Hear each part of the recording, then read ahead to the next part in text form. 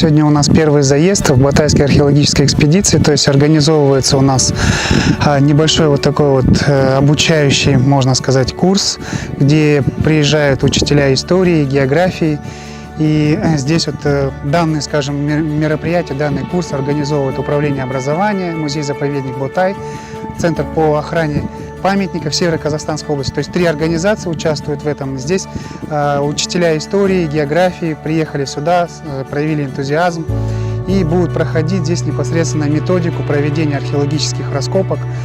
Здесь, вот, например, можно научиться, как правильно проводить археологические раскопки, будут непосредственно участвовать в этом, копать, находить находки, как их обрабатывать, также шифровать, например, как можно определить каменные орудия труда от, скажем, каменных пород, да, скажем, естественного происхождения. То есть здесь очень много нюансов обучающих будет.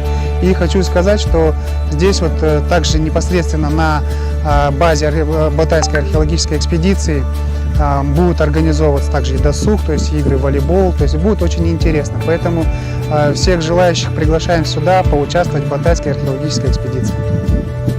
Мы с учителями Северо-Казахстанской области приехали на поселение Ботай эпохи неолита при организации Центра по охране памятники и Центра методической работы,